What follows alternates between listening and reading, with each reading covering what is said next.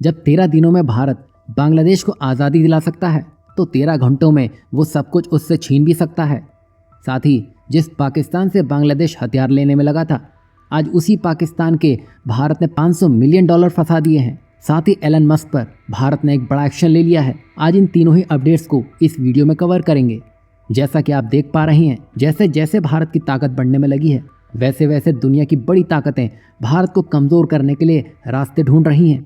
यही वजह है कि जिस स्टारलिंक इंटरनेट डिवाइस को भारत में लाइसेंस नहीं दिया है, उसके तार अब मणिपुर से जुड़ते हुए दिखाई दे रहे हैं। जहां मणिपुर पुलिस और असम राइफल ने एक छापेमारी में प्रतिबंधित माइती विद्रोही समूह से स्टारलिंक डिवाइस और उसके सैटेलाइट एंटीना बरामद कर लिए हैं। अब सवाल उठता है कि भारत में इन डिवाइसों की एंट्री कैसे हुई, जबकि भारत सरकार ने स्टारलिंक को लाइसेंस ही नहीं दिया है। संभावना है कि ये उपकरण म्यांमार से तस्करी के जरिए आया हो, क्योंकि म्यांमार में स्टारलिंक के हजारों कनेक्शन सक्रिय हैं और ये भारत देश की सुरक्षा से जुड़ा मामला है। क्योंकि जब ऐसे देश विरोधी एक्टिविटी होती है तब भारत सरकार इंटरनेट शटडाउन कर देती है, लेकिन स्टारलिंक के एक्टिव होने से इन संगठनों को मजबूती मिलती है। वहीं स्टारलिंक अमेरिका रक्षा और खुफिया एजेंसियों से जुड़ा हुआ है, जो भारत के लिए चिंता का एक बड़ा विषय है और ये नक्सल प्रभावित क्षेत्रों या संवेदनशील इलाकों में खतरनाक साबित हो सकता है। भारत ने यहाँ साफ कर दिया है कि बिना लाइसेंस स्टारलिंक को काम करने की इजाज़त नहीं दी जाएगी और भारत को अब इस टेक्नोलॉजी को रोकने के लिए अपनी क्षमताएं बढ़ानी होगी। हाल ही में रूस ने भी इसका तोड़ निकालते हुए स्टारलिंक किलर नाम से एक सिस्टम विकसित कर लिया है, जो स्टारलिंक के सिग्नल को जाम कर सकता है, जिससे यूक्रेन और एलन मस्क की नींद उड़ चुकी है। अब भारत को भी ऐसी तकनीक पर विचार करना चाहिए। वहीं स्टारलिंक जैसी तकनीक एक और इंटरनेट क्रांति ला सकती है, तो वहीं इसका दुरुपयोग गंभीर सुरक्षा खतरे भी पैदा कर सकता है। अब यहाँ पर एलन मस्क पर इतने सवाल उठने लगे तो उन्होंने कहा कि हमारी सैटेलाइट बीम भारत के ऊपर बंद है, हमारी ये डिवाइस मणिपुर में इस्तेमाल हो रही है, ये दावा फेक है। मतलब एलन मस्क ने यहाँ अपने हाथ ही खड़े कर दिए हैं। लेकिन भारत को अब सतर्क हो जाना चाहिए। वो कहते हैं ना, लोहे की काट लोहा ही होता है। तो भारत को भी स्टारलिंक किलर की तैयारी कर लेनी चाहिए।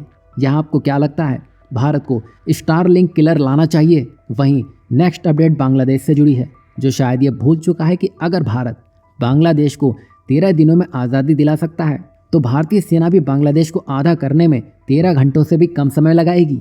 दरअसल भारत का सिलीगुड़ी कॉरिडोर, जिसे चिकन नेक कहा जाता है, एक कमज़ोर कड़ी है जो पश्चिम बंगाल को नॉर्थ ईस्ट से जोड़ता है और इसकी चौड़ाई 20 से 25 किलोमीटर के आसपास ही है।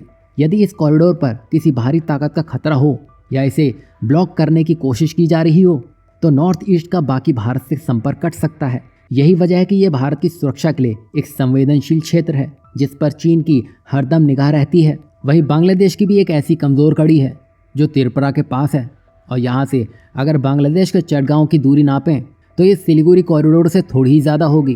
कहने का मतलब, अगर ज़रूरत पड़ी तो भारतीय सेना चटगांव क्षेत्र में तेज़ी से नियंत्रण हासिल कर सकती है। देखा जाए तो चटगांव ऐतिहासिक रूप से भारत के लिए एक प्रमुख व्यापारिक और सामरिक केंद्र रहा है और कुछ घंटों में ही चटगांव पहुंचकर बांग्लादेश को 2 हिस्सों में बांटा जा सकता है। यदि ऐसा होता है तो भारत को नॉर्थ ईस्ट के लिए सीधा समुद्री संपर्क मिल जाएगा। वैसे भारत ये करना नहीं चाहेगा, क्योंकि ये कदम भारत बांग्लादेश के साथ वर्तमान में जो रिश्ते हैं उसको और नुकसान पहुंचा सकता है। इसलिए ऐसी किसी भी योजना पर तभी विचार करना चाहिए जब सुरक्षा के लिहाज से कोई गंभीर स्थिति उत्पन्न हो रही हो। यहाँ आपको क्या लगता है, क्या ऐसा कुछ करने की ज़रूरत पड़ेगी या भारत बिना सेना के इस्तेमाल किए ही अपनी कूटनीति से ही बांग्लादेश को बैठा देगा? वहीं नेक्स्ट अपडेट पाकिस्तान से जुड़ी है। जैसा कि आप जानते ही हैं, पाकिस्तान इस समय गंभीर संकट का सामना कर रहा है। एक ओर आर्थिक समस्या तो दूसरी ओर ऊर्जा संकट ने उसकी हालत और ख़राब कर दी है। बता दें कि चीन, जिसे पाकिस्तान हमेशा अपना करीबी दोस्त मानता रहा है, अब पाकिस्तान के लिए वो मुश्किलें खड़ी करने में लगा है, क्योंकि हाल ही में वर्ल्ड बैंक ने चीन पाकिस्तान पावर परचेज एग्रीमेंट के चलते पाकिस्तान को $500 मिलियन का लोन देने से ही मना कर दिया है। अब ये लोन तो मना कर दिया गया है, लेकिन पाकिस्तान की जो बिजली की डिमांड आपूर्ति से ही ज़्यादा है। वहीं वर्ल्ड बैंक ने ये लोन देने के लिए शर्त रखी कि पाकिस्तान चीन के साथ हुए एग्रीमेंट को फिर से बातचीत करके बदलने की कोशिश करे। लेकिन चीन ने इसके लिए कोई भी लचीलापन नहीं दिखाया। मतलब चीन ने पाकिस्तान के लिए कोई भी सहानुभूति नहीं दिखाई। यही वजह है कि वर्ल्ड बैंक ने पाकिस्तान को ठेंगा दिखा दिया है। अब ये स्थिति पाकिस्तान की अर्थव्यवस्था के लिए और भी मुश्किलें खड़ी कर रही है।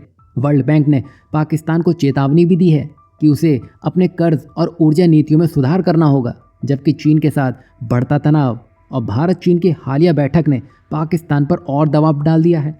अब यहाँ आप देख सकते हैं चीन जिस तरह भारत के साथ अपने मसले सुलझाने में लगा है वो पाकिस्तान को पूरी तरह भूल चुका है। वहीं चीन को पाकिस्तान ने हमेशा अपना मददगार माना है, अब वही उसे और मुश्किल में डालता नजर आ रहा है। यहाँ आपको क्या लगता है, भारत के चलते चीन पाकिस्तान को ज़्यादा भाव नहीं दे रहा है जिसके चलते आज वो इस हालातों में फंस चुका है?